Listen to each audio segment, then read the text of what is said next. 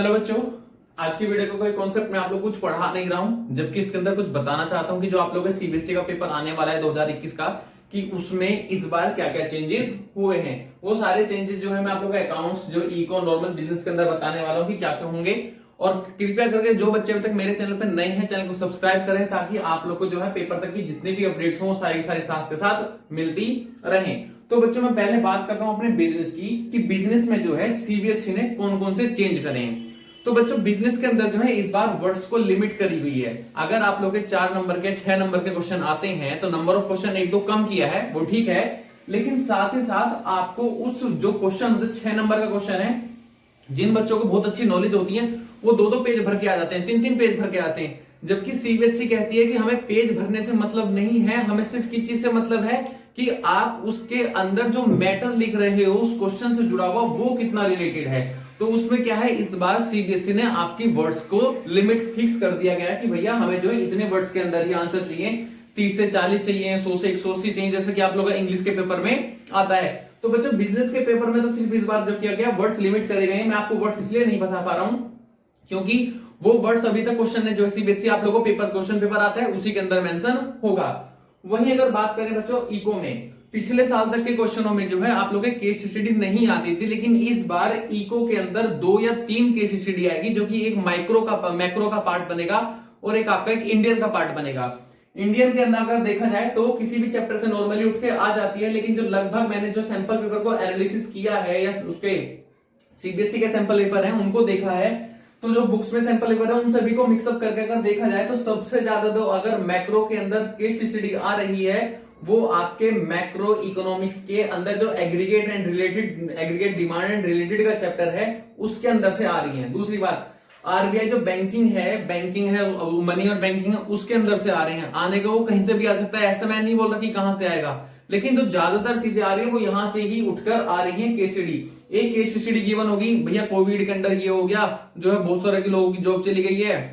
और उसके अंदर जो डिमांड घट गई है, सप्लाई घट गई है, तो बताओ उसको इंप्रूव करने के लिए क्या करना पड़ेगा, डिमांड को इंप्रूव करने के लिए क्या करना पड़ेगा, गवर्नमेंट कौन कौन से कदम उठाएगी, ये सब चीजें आप लोगों से पूछे जाएंगे। और इसमें 3 क्वेश्चन जो है 7 से 8 के 10 तक के आएंगे और ऐसे ही आपका इंडियन के अंदर भी निकल कर आएगा। अब ये तो हो गई बच्चों हमारी जो है, सॉरी हाँ एक चीज और, इसके अंदर जो है एक एडिशनल चीज जो है ऐड करी गई है ईगो के अंदर, एक होता है एसेसन, एक होता है रीजन। यानी कि क्वेश्चन जो है सीबीएसई का जो क्वेश्चन पेपर है एक लाइन को बोलेगा कि क्या ये लाइन सही है, और उसी लाइन का आपको उसी क्वेश्चन के अंदर नीचे रीजन भी देगा, क्या उस लाइन का रीजन बिल्कुल सही है, असेसन और रीजन।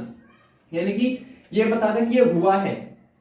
हुआ है और रीजन कहता है कि ये इस कारण से हुआ है। तो इन दोनों की जो मैचिंग है वो भी आपको करनी पड़ेगी। किस कारण से करनी पड़ेगी वो आप लोगों को देखना पड़ेगा। अगर हम एग्जांपल ले लें इंडियन इको का, कि भैया जो है गवर्नमेंट जो है अपने लिए हमारे लिए जो है इंफ्रास्ट्रक्चर इकट्ठा करके गए थे, जो कि बात सही है। क्या वो हमारे लिए करके गए थे? नहीं, वो अपने लिए करके गए थे, तो वो आपको उसके अंदर रीजन छांटना पड़ेगा। वहीं अगर अकाउंट्स की बात करके चले तो जो अकाउंट्स में कोई भी तरह का चेंज नहीं हुआ, जो पैटर्न आ रहा है नॉर्मल जो है वही क्वेश्चन जो कंप्लीट होंगे, वही 20 नंबर के क्वेश्चन होंगे, उसमें कोई दिक्कत नहीं है। लेकिन बच्चों अगर यहां की बात करके चले तो हमें समझ नहीं आता 1 नंबर का क्वेश्चन कहां से और कैसे और कौन से चैप्टर से उठ के आ रहा है। तो उसके लिए सीबीएसई आप लोगों से चाहती है कि आप हर चैप्टर की हर लाइन को बहुत ही ध्यानपूर्वक जो है वो पढ़ के चलें। एक छोटी सी बात और बता देता हूं मैं आपको,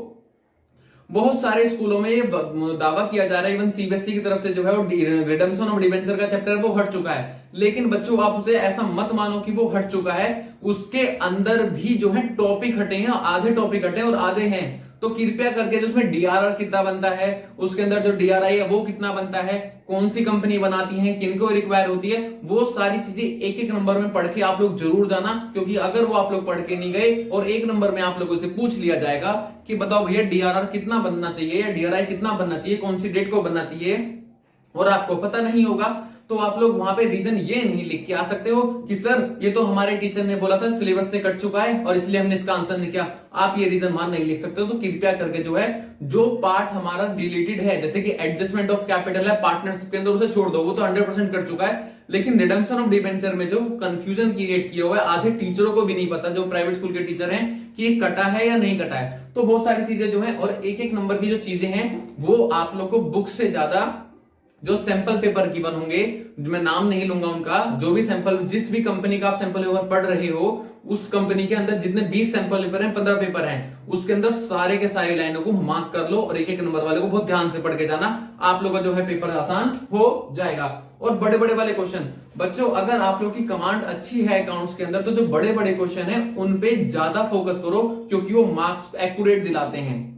और जो 3-3, 4-4 नंबर वाले क्वेश्चन है वो हमेशा एवरेज क्वेश्चन आते हैं, उसमें आप लोगों को ज्यादा दिमाग लगाने की जरूरत नहीं होगी। एक बड़ा सा क्वेश्चन होगा, उसमें सिर्फ 1 या 2 लाइनें ही हैं जो आपको कंफ्यूज कर सकती हैं, बाकी पूरा क्वेश्चन कंफ्यूज नहीं करेगा। वहीं अगर 8 नंबर की बात करके चलें, वो बेशक लेंदी होते हैं, लेकिन ध्यान रखना वो आसान क्वेश्चन होते हैं समझने के लिए। कैश फ्लो आप लोग इतना टफ पढ़ के जाते हो, आप लोग के टीचर जो है इतनी मेहनत करते हैं आप लोग के लिए, और जो कि पता लगा कि आप लोगों को टीचर ने जो इस लेवल का पढ़ाया हुआ है और सीबीएसई ने जो इतने लेवल का आप लोगों से क्वेश्चन पूछ लिया, तो आप लोग इतने से इतने तक की सारी प्रैक्टिस करके जाना। जो होशियार बच्चे होते हैं वो टॉप लेवल का पढ़ के चले जाते हैं और नीचे का बेसिक भूल जाते हैं, छोटी छोटी बातें भूल जाते हैं, तो वो आप लोग को नहीं करना है। अगर आप लोग को मेरी वीडियो अच्छी लगी हो, कॉन्सेप्ट पसंद आए हो, तो प्लीज चैनल को सब्सक्राइब कर देना, वीडियो को प्लीज लाइक करके ही जाना। ओके, थैंक यू, टाटा, बाय बाय।